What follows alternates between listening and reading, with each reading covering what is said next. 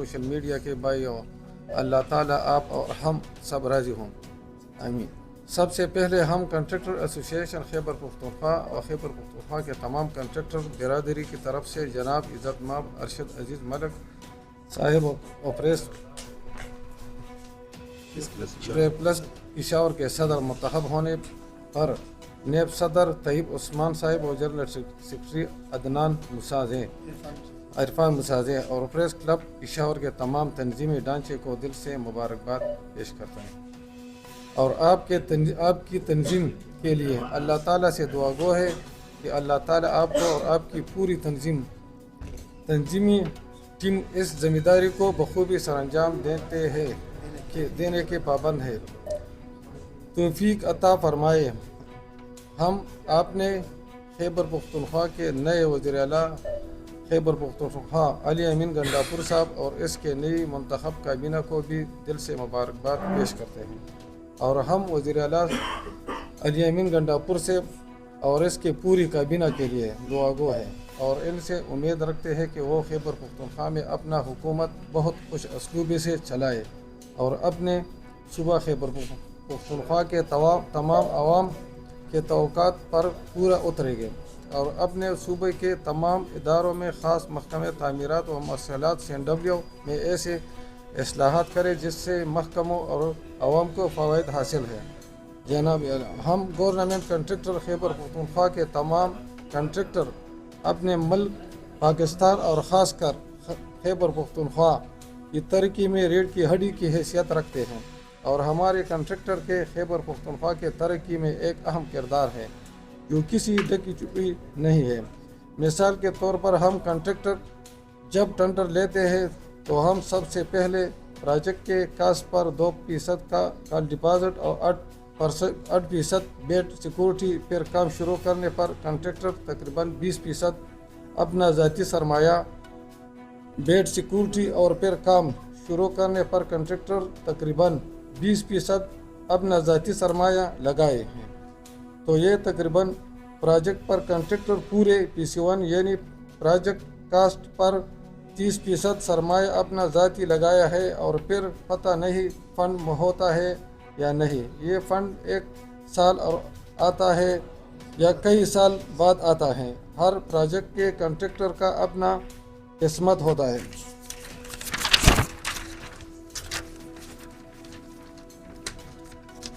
آج بھی ہمارے پورے صوبہ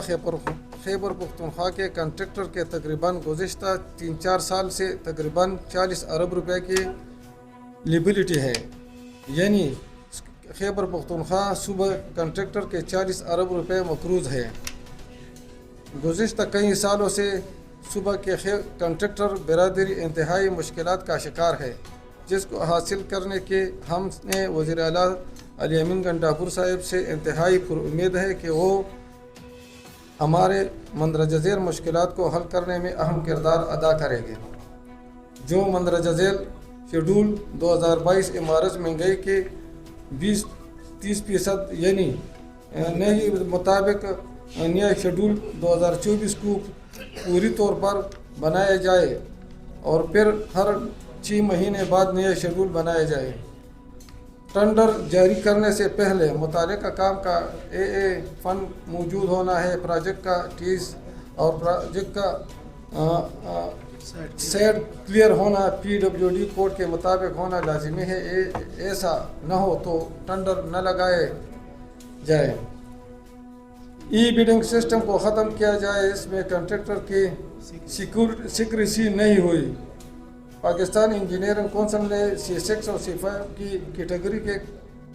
کنٹریکٹر کو اسکیلیشن دینے کا نوٹیفیکیشن جاری کیا ہے۔ کپرا خیبر پختونخوا ابھی اسکیلیشن کا نوٹیفیکیشن جاری کرے۔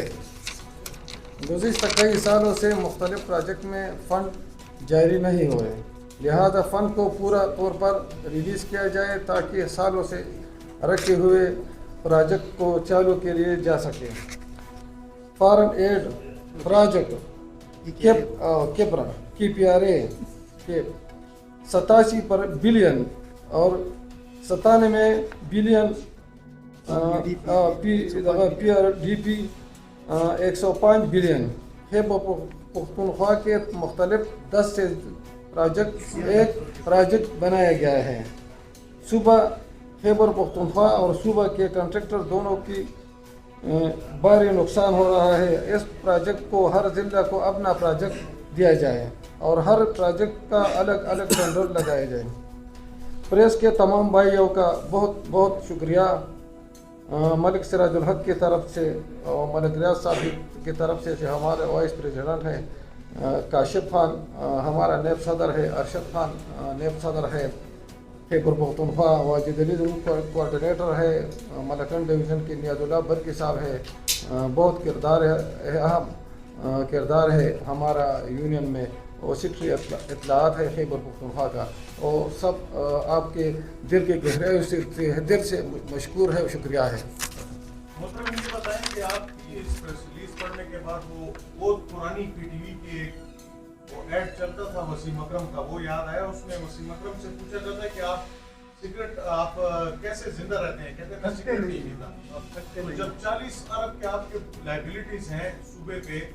آپ لوگ زندہ کیسے رہتے ہیں؟ ایک چیز. دوسرا یہ بتائیں کہ جب آپ لوگوں کو یہ فنڈ ریلیز کیے جاتے ہیں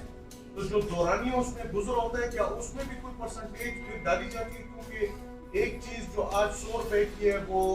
2 مہینے بعد شاید 1000 روپے کی ہو.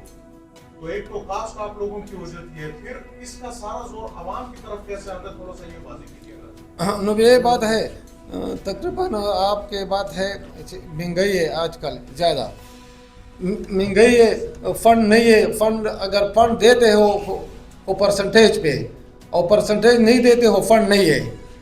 یہ نگران گورنمنٹ میں اور یہ پچھلے گورنمنٹ میں وہ پرسنٹیج پہ فنڈ 6% 10% پہ فنڈ ریلیز کیا جائے محکمہ فائنانس, اور پرسنٹیج کے بغیر نہیں ہے فنڈ. دوسری بات یہ ہے کہ ہم کیسے زندہ ہے. وہ لوگ اپنے گھروں کو بیچتے ہیں, کسی کو گاڑیوں کے بیچتا ہے. اتنا نقصان کیا کہ ہم کیا آپ سے بتائے گا. کنٹریکٹر اتنا نقصان کیا پچھلے 5 سالوں سے, وہ پرانے کاموں کے فنڈ کی وجہ سے اور پروجیکٹ کی مہنگائی کی وجہ سے. ہم پہلے بھی پریس کانفرنس بھی کیا ہے, ACS صاحب سے چند میٹنگ بھی کیا ہے کہ وہ ہمارے پروجیکٹ کو یا اسکیلیشن دے یا پریمیم دیتے ہیں یا وہی اسٹاپ کر لے, وہ ختم کیا جائے. اس کو کنٹریکٹر کو لیبلٹی سیکورٹی واپس کیا جائے اور پروجیکٹ کو جو قبل کینسل کیا جائے. میں نے کئی بار اس سے یہ بات کیا, بس یہ اس کو نہیں مانے. آپ یہ بتائیں ابھی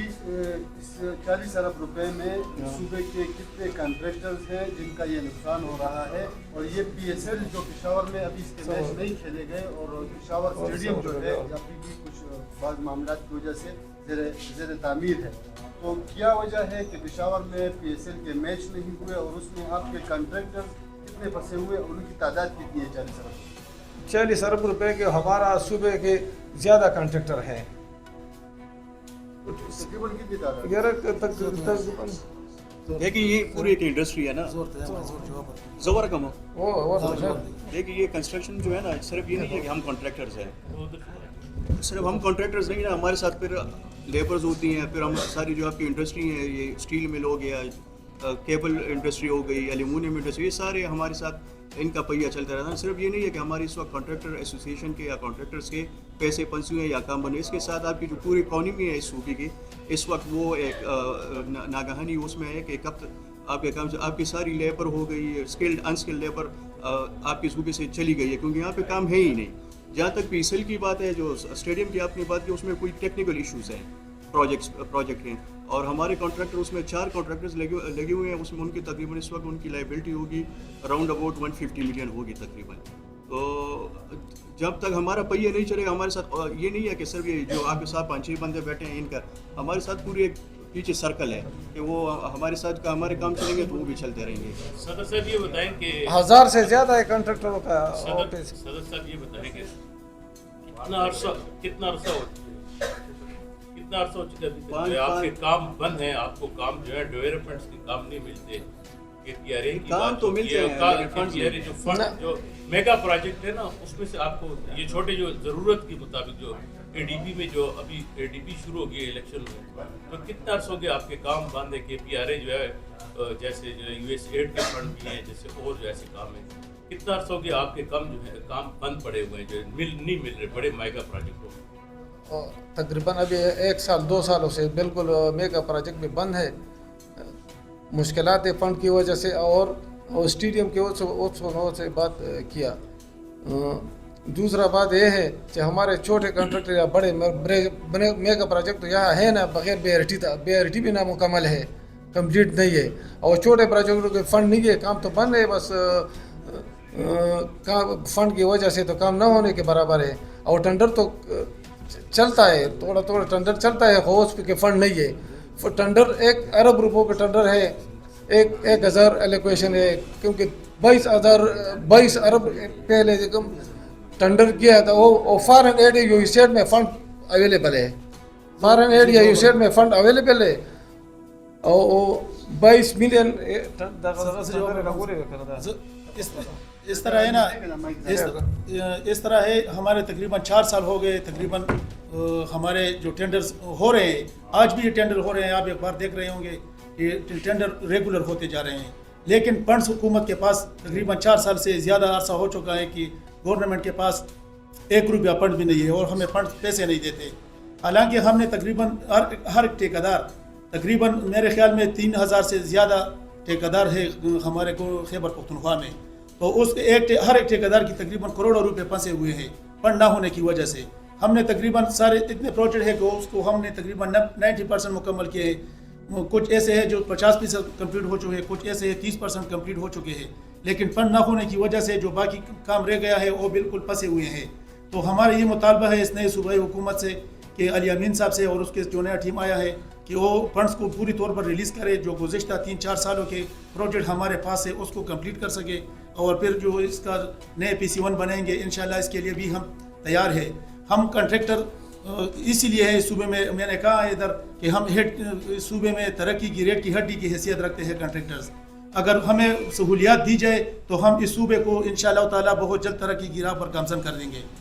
ये पेशावर के इर्द गिर्द जो रिंग रोड है जी सर, इसकी तकमील और साथ में नदरन बाईपास उठाए एक जगह से दूसरी जगह कनेक्ट कर रहे हैं, वहाँ भी क्या ठेकेदारों के कुछ सिस्टम रुके हुए हैं जिसकी वजह से ये प्रोजेक्ट रिंग रोड वाला प्रोजेक्ट रिंग रोड वाला प्रोजेक्ट कम दे दा ना दा मख के टेंडर शयो फैज अली शाह से डीजी अगर टेंडर खड़े हो खैर वो ठीक है वो पहले वो टेंडर एक नाम भी दिया, वो पंजाब का फैज अली शाह से उसी वक्त डीजी है ना, वो टेंडर कैंसिल अभी 4 टेंडर लगे हुए हैं, तकरीबन मार्च की कम तारीख थे, हाँ 10 अरब रुपए के अभी टेंडर लगे हुए हैं। वो कैप्टन महमूद ने लगाया है, अभी टेंडर लगाया तो पता लग गया कि फंड है उसके पास या नहीं है।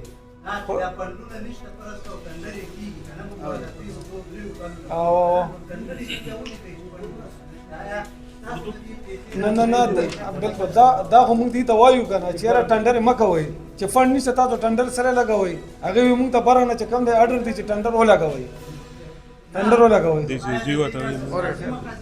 सियासी मकासद थी सियासी इसके सियासी मकासद इसलिए है कि ये इसका ना PC1 होता है ना AA होता है और ना सेट फेयर होता है सारे प्रोजेक्ट्स का। ये टेंडर लगाते हैं अपनी तख्ती लगाने के लिए, जो हमारे जितने सियासी बरादरी होती है तो ये इस तरह करते हैं कि टेंडर लगाते हैं और हम फिर वो तो अपने पैसे हमारे तो फंस जाते हैं, हम टेंडर ले लेते हैं, फिर उसका इफ्तिताह होता है, हम इस उम्मीद पर होते हैं कि इंशाल्लाह इफ्तिताह हो गया, इसमें फंड भी आ जाएगा।